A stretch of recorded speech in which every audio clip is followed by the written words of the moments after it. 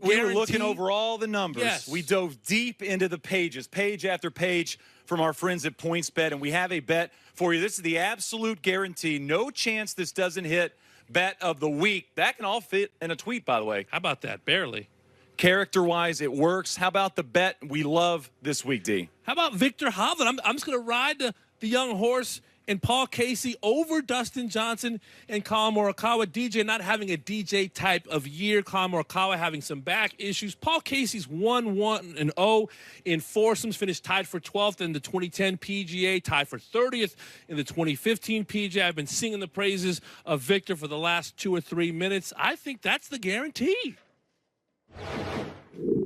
A high-pitched guarantee at the end of that. What a couple of dopes. Do we have to talk after we this? remove our microphones and just walk off leave? the set? Wow. How about we sit Dustin done? How about that guarantee? Morikawa hurt. Back issues. Dustin Johnson, DJ 5-0-0. They won 3-2 in that match. Wow. There's a reason that David and I talk around betting, but I wouldn't call us the experts. Be nice to find an expert. Should we get an expert on the show? Jay Croucher, he's the head of trading for PointsBet, our good friends. Jay, first of all, when you watch that clip, I'd like your reaction to an absolute guarantee that was completely at 100% off.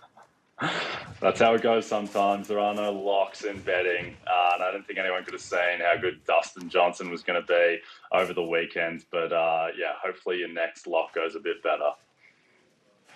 Jay, how about the odds pre-Ryder Cup and then as this thing started to unfold? How did the odds change with you guys at PointsBet from, let's say, Thursday to Sunday? Yeah, so there wasn't a lot of drama in this one, just in terms of Europe getting themselves into the race. The US opened at -190 to win the tournament, and then after day one, they moved straight to -1,000, and then it was -10,000 by Sunday. So by then, all the drama was out of it. So the US started hot, and they just kept on pushing and pushing, and made pretty quick work of it. I want to talk about one of the key singles matches from Sunday. Jon Rahm against Scottie Scheffler. I imagine Rahm was a heavy favorite going into that. How did that unfold from a betting perspective?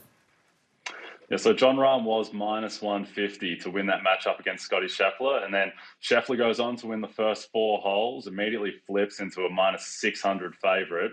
I think it just goes to show just how much variance there is and how much randomness there is when you play just 18 holes, that, you know, any of the best golfers in the world can beat anyone else. And, you know, we see Jon Rahm as the best golfer in the world, but, you know, over 18 holes, he's still vulnerable. And Scottie Scheffler ended up doing it pretty easily. Jay, nobody's going to ask us this question, but what were the best bets and then the worst bets? That would probably be a question we would get asked more often of the week here at the Ryder Cup. Well, I think the best bets were all around Dustin Johnson. I think this tournament was, you know, all the hype was around the young guns, the rookies, but DJ, the vet, he was +750 to be the top US point scorer. He was 5th favorite. You know, we thought that, you know, JT, Spieth, Cantlay, and Schauffele, they might get more opportunities, but DJ played 5 matches. He won all 5. For anyone across the 2 teams to go 5-0, that was paying +800 as well. So those are probably the best bets. And then I'm not sure if it's the worst bet, but definitely the worst beat was Harris English in his singles matchup against Lee Westwood. Harris English was -125 before the matchup, and then he was 2 up through 14 holes, and at that point he's -1,000, and then goes on to lose 3 of the last 4 and ultimately gets done. Jay, we've talked about the upcoming Ryder Cup, the next Ryder Cup, and maybe what Team Europe will look like. It looks like it's going to see some different faces, and we're not exactly sure who that will be 2 years out. Do you have any idea of a bet or an odd for the upcoming Ryder Cup, the next Ryder Cup, looking at how dominant the Americans just were? Yeah, so we're still firming up prices around that, but at this point, you know, the US will be favoured. You know, it's going to be still the same roster imbalance. Like, we just looked at the lineups for this Ryder Cup in the US. They had so much talent. They had probably 9 of the best 11 players in the field, and, you know, that's not going to change too much for the next Ryder Cup. So you can expect that the US will be pretty clear favourites.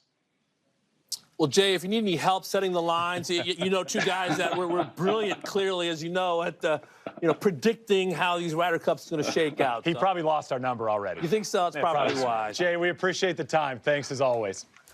Thanks, Shane. Thanks, Damon.